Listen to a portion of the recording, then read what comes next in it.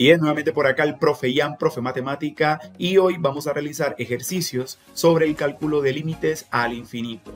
Para ello vamos a encontrar el valor de los siguientes límites. Fíjense que en ambos casos la x tiende ¿a dónde? Al infinito y más allá.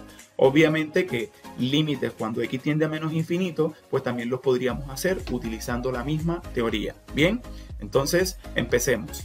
Recordamos la definición de límites al infinito. Para ello yo tomé esta que encontré en el libro de Lapson y dice: si R es un número racional positivo y C cualquier número real, entonces tenemos que el límite cuando x tiende a infinito de C sobre x a la R es igual a 0. Interpretación de esto, pues fíjense que C es como si fuera un 6, un 7, un 8, supongamos que es un 8, y x pues no sabemos su valor porque es que x tiende a infinito, es decir, cada vez va a tomar valores que se van haciendo muy grandes cuando yo analizo el límite. Y R es un exponente positivo. Entonces, ¿qué pasa? Que si x se hace muy grande y además de eso la estoy elevando a cualquier potencia positiva, pues el resultado va a ser todavía mucho más grande. ¿Qué implica? Que estoy dividiendo, por ejemplo, al 8 entre un número que se hace muy grande.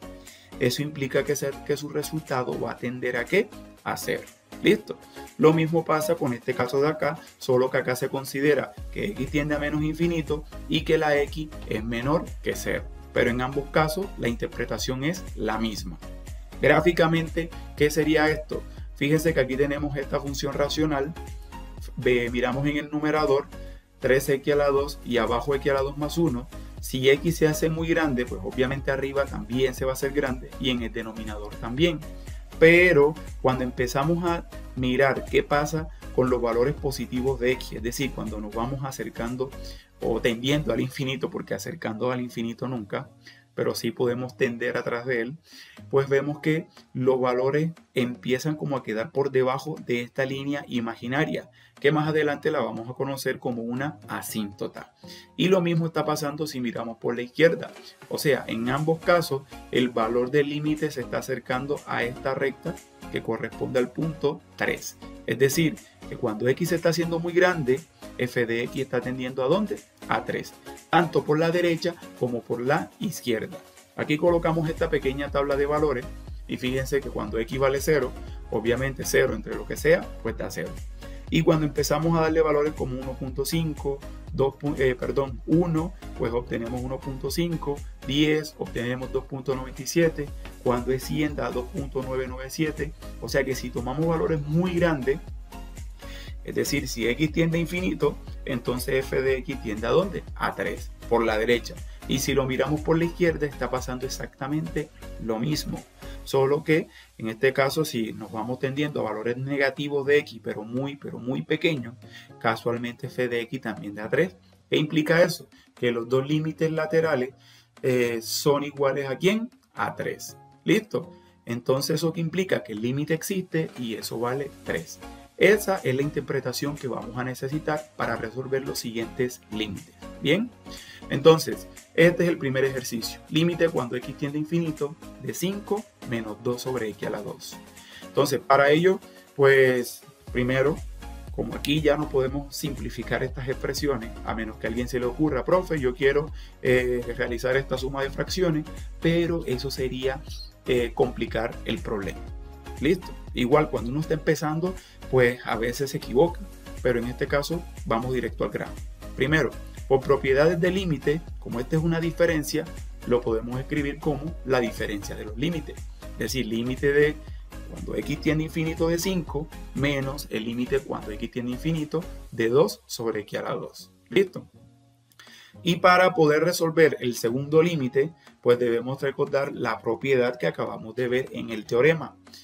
Verificamos que se cumplen las condiciones. El c que está arriba tiene que ser un número real. Ahí está, tenemos el número 2.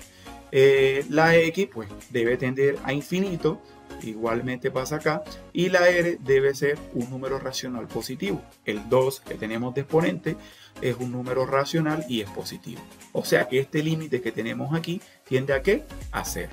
Entonces, esto va a ser igual ¿a quién?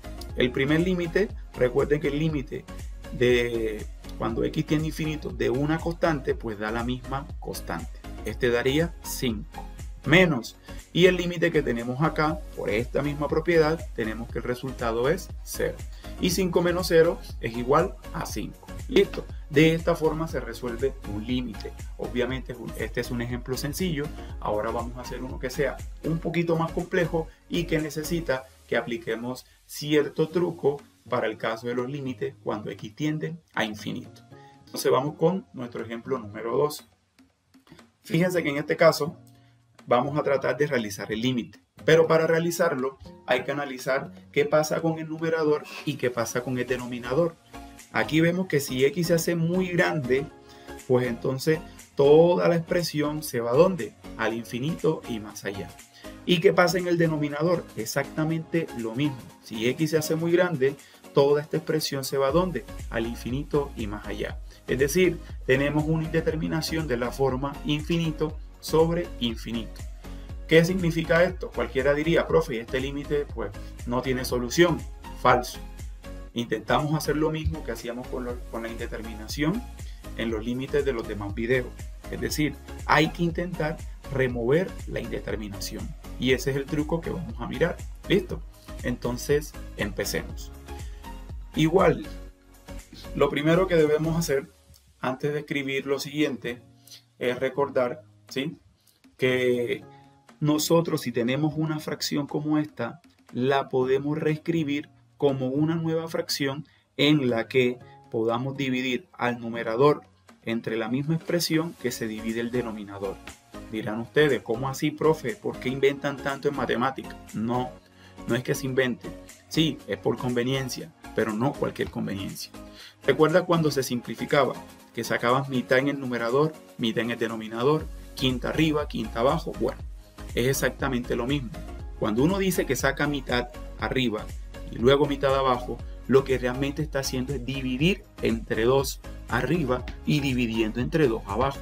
Entonces, en este caso, nosotros lo que vamos a hacer es lo mismo, solo que vamos a dividir entre x y acá abajo entre x, para que esta expresión pues siga siendo equivalente a la que teníamos acá.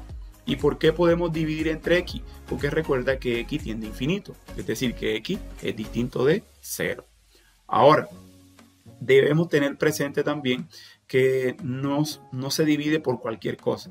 Tiene que ser la x o la variable que tiene el mayor exponente. En este caso, fíjate que en la expresión de acá, el máximo exponente de la variable x es 1.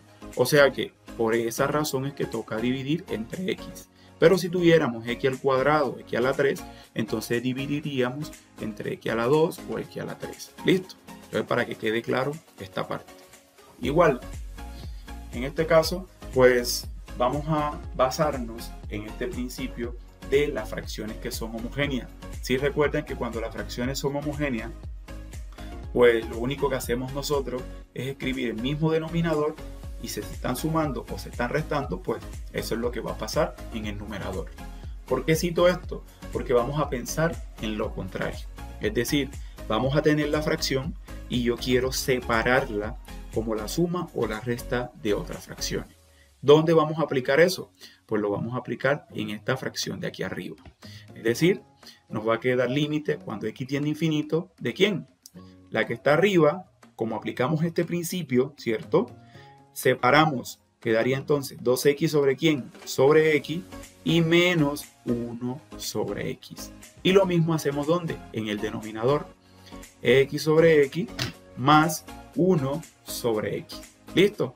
Entonces ya sabemos que esto se separa precisamente por el principio de las fracciones homogéneas.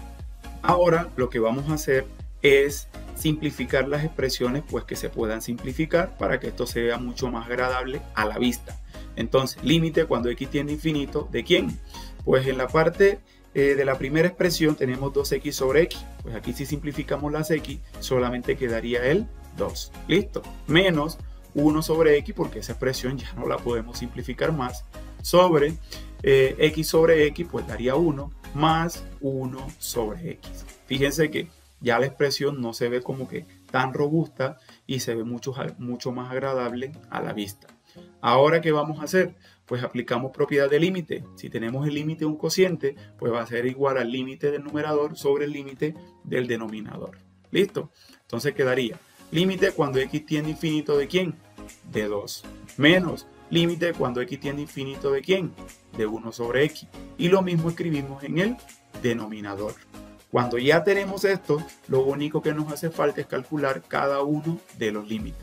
Y para ello, nuevamente citamos la misma propiedad y nos quedaría entonces, primer límite, cuando x tiende a infinito de una constante, es la misma constante, menos el límite cuando x tiende a infinito de 1 sobre x, pasa la situación de acá, fíjense, este límite x tiende a infinito, lo mismo que aquí, la constante que tenemos arriba, en este caso es 1, y la x, pues aquí la tenemos, y dirán ustedes, profe, ¿qué pasa con la r? Aquí no la vemos. Bueno, en ese caso r tiene que tomar el valor de 1. Listo. Y cuando el exponente es 1, pues eso no se coloca. Entonces este límite cumple con las características de la propiedad. Por lo tanto, ese límite debe dar 0. Y en el denominador tendríamos 1 más ¿quién? Más 0, porque este límite de abajo es el mismo que teníamos ahí arriba. Listo. Entonces 2 menos 0 sería 2 y 1 más 0, 1 y 2 entre 1 es 2. Es decir, el límite cuando x tiende a infinito de esta expresión es equivalente a decir que vale 2 o que tiende a 2. ¿Listo? Bien, si este video ha sido de mucha ayuda para ti, recuerda darle like, suscribirte y puedes dejarme en los comentarios qué tema o qué ejercicio te gustaría que explique en un próximo video. Chao, chao.